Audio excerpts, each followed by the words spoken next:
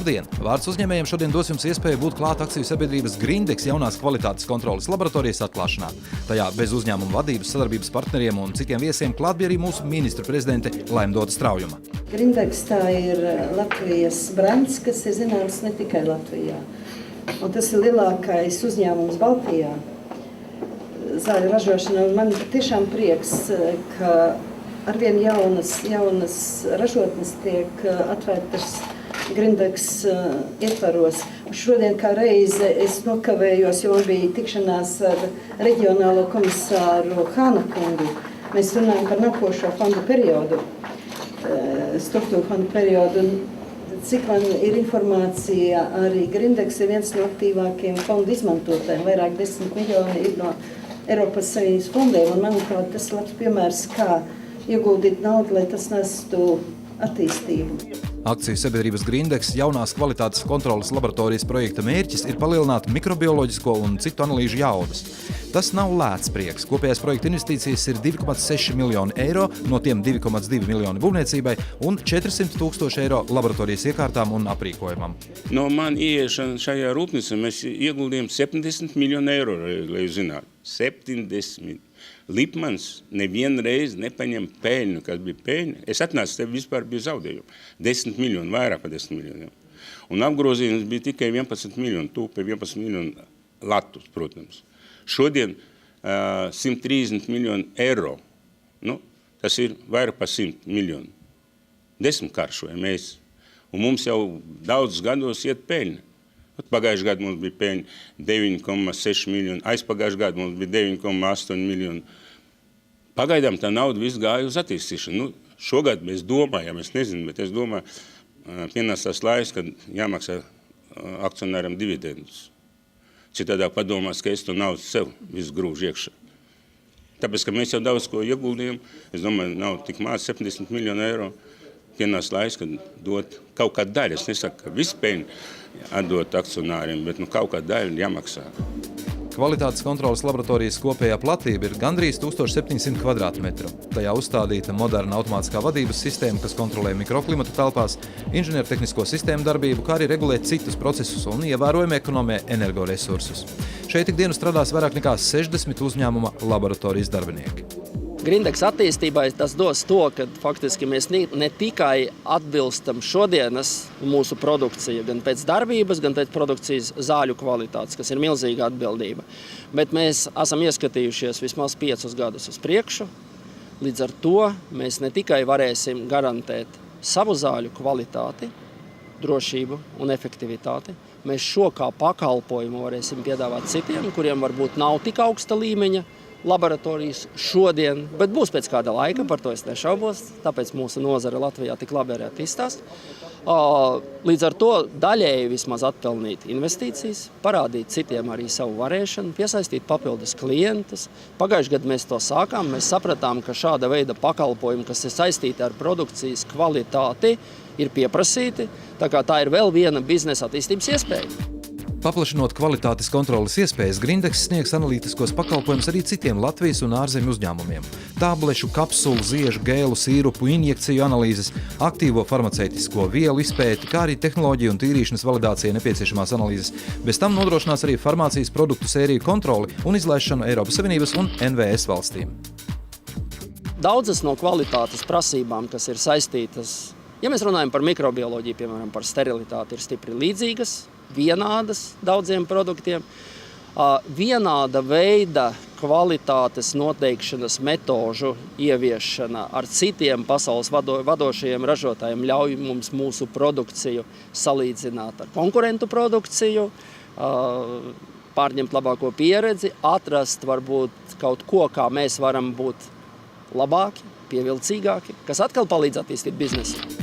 Laboratorijas būvniecības un tehnoloģiju uzstādīšanas projekts 3 kārtās tika realizēts 2,5 gadu laikā, taču pati ideja ir radusies krietni senāk.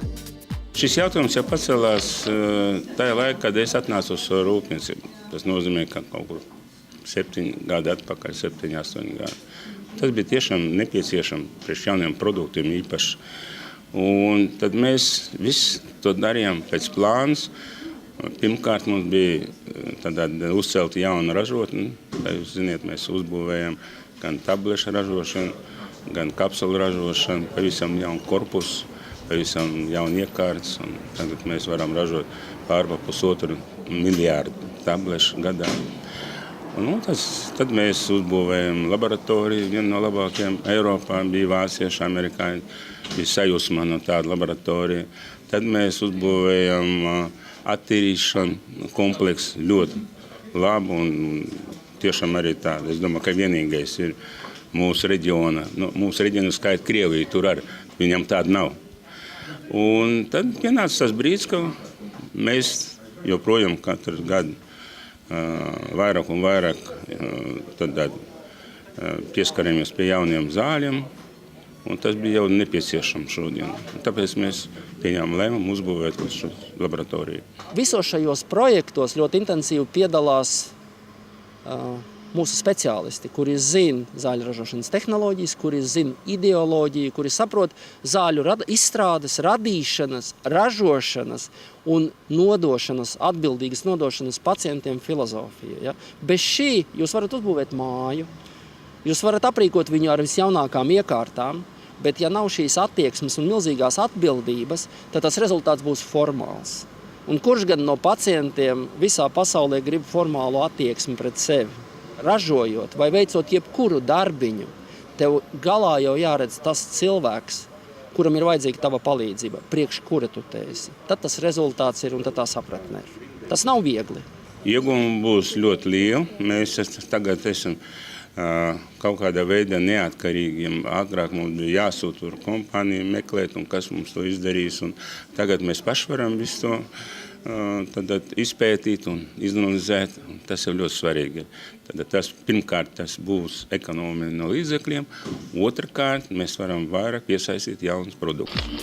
Noraugoties, ka akciju sabiedrība Grindex spēr kārtējos soļus savā attīstībā, kārtējo reizi jāatzīst, ka lielu uzņēmumu harmoniska un mērķtiecīga attīstība ļoti lielā mērā ir atkarīga ne tikai no tirgus apstākļiem, bet arī no personībām, kas uzņēmušās atbildību par to likteni.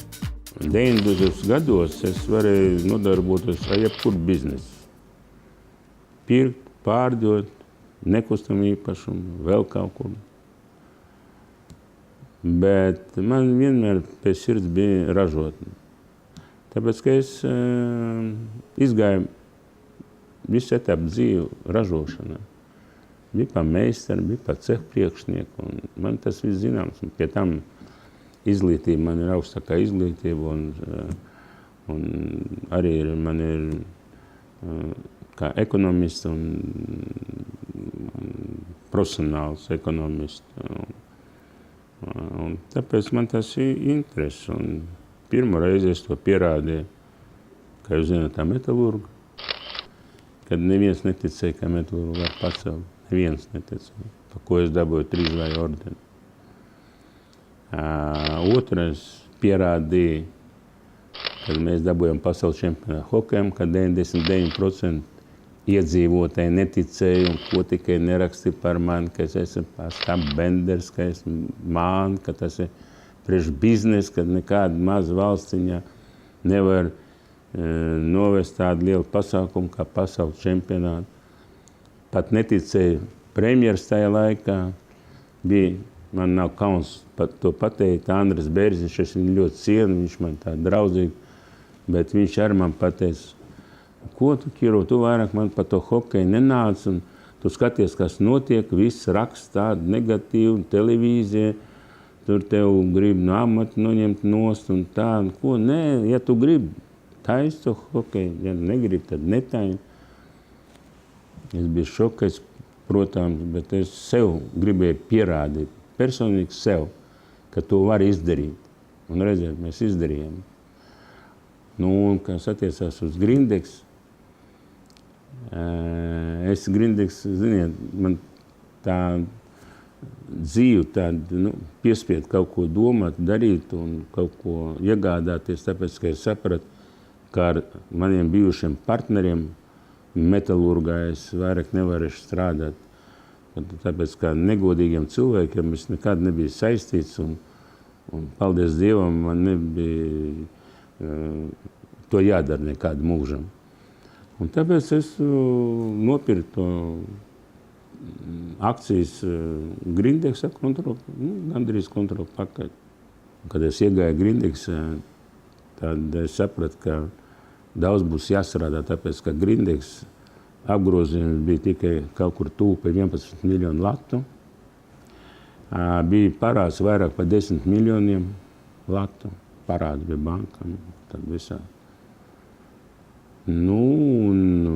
Es šodien varu lepoties ar Grindeksu. Šodien mums ir pār pa 100 000 apgrozījums.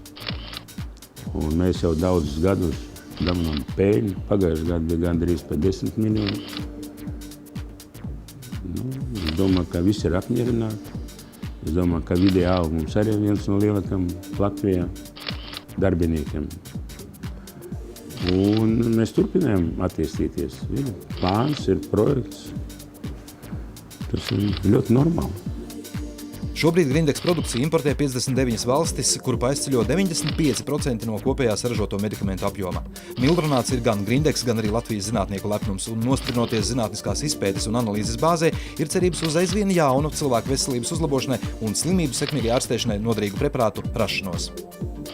Pavisam atklāti jāsaka, ka mēs jau varējām gaidīt vairāk par mūsu vietējiem izgudrotājiem. Protams, ka varbūt viņiem finansēm ir nepietiek, varbūt viņi spiest vairāk strādāt ar ārzemniekiem, lai nopelnītu, bet situācija nav normāla. Ja mēs runājam par kaut kādiem pašiem mildronātiem, tā mildronātiem jau vairāk jau tuvojas par 30 gadu, kas izgudros. Un tas nav normāli, kā, piemēram, mums ir institūta organiskā sinteze, kam jādod regulāri jauns preparātus izgudrot un vēl tam palīdzēt viņu ieviest mūsu ražotnē. Daudz jau nedomā par to, bet mēs jau pārvietojamies, ka jau gandrīz kā tas pats institūts. Man jāuztur tik daudz cilvēku, lai viņi te laboratoriju, lai viņi pēta, lai viņi paņem kaut produktu, lai izpēta kādu produktu tirgu, ir pieprasīts vairāk, lai nebūtu tā. Mums jau daudz tādi ir, ka mēs ieguldām liels līdzekļus, cilvēks strādā gadiem, un tad izrādās, ka viņš nav pieprasīts tirgu nemaz tas produkts. Un saprot, kādu kļūdu. Te vajag kompleksa visu strādāt. Un tāpēc es domāju, ka pareizāk būtu laikam tomēr viņu arī pievienot klāt pie Grindeksa institūtu. Un tad mēs varētu cerēt uz labvēlīgu situāciju. Tāda domas man ir, bet es nedomāju, ka tas ir iespējas tik ātri to izdarīt. Bet pareizāk būtu, ja institūti būtu pie mums pakļaut. Tad mēs zinātu, ko mums jādara, kā mums jādara. Mēs ieguldītu savus līdzekļus un iztaisīt viņam gan laboratoriju, gan vivāriju, gan visu to, ko vajag priekš institūtam nosaukumam. Esmu pārliecināts, pavisam pārliecināts, ka mēs tādu maziņu valstī, 2 miljoni iedzīvotāji varbūt, plus, mīnus, tā kā kompānija Ford. Un ar tādu infrastruktūru, 3 ostas, meža, kur mēs esam 5. pasaulē pēc vairākumu uz kvadrātmetru meža. Mums vajadzētu dzīvot daudz labāk nekā Šveicē. Bet varbūt vēl pa maz laika, par to es saku. Bet mums jādzīvo labāk. Mums jādzīvo, ja mēs varēsim, ja mēs spēsim un varēsim izmantot visu to, kas mums ir devis mūsu dzīvē, kas ir dots. Es domāju, mēs ar laiku dzīvosim ļoti labi dzīvosim. Man nevajag prasīt, lai man kāds palīdz, vai kaut kas man trūks, vai kaut ko man vajag. Un tāpēc man ļoti tāda liela izbrīnuma, ka vien piemēra, kas notiek ar metalurgu. Tas ir nonsens, es jums pateikšu. Zinu, tam metalurgam vajadzēja strādāt jau pusgadu atpakaļ, kad es pirmo reizi pateicu, ka es esmu gatavs pacelt atpakaļ to metalurgu, ko es vienreiz jau izdarīju. Un neviens nepievērš uzmanību tam. Kāpēc? Es nevaru uz to jautājumu atbildēt joprojām. Tas ir viens no momentiem, kā mēs vispār skatāmies uz mūsu ekonomiku. Es esmu pārliecināts, ka metalurgam tā ir vienkārši tehnoloģija, metalurgija. Tā, ja pa lielu mēs ņemam, protams, tur arī ir savas tehnoloģijas, ir problēmas, savas grūtības un tā, bet metalurgam bija jāstrādā jau sen jau. Un es brīnos, kā valdība uz to skatās. Es to piemēru tikai ne tāpēc, ka priekš sevis nekādā gadījumā. Es to piemēru, kā mēs neizmantojam mūsu resursu, mūsu iespējas un mūsu dabu.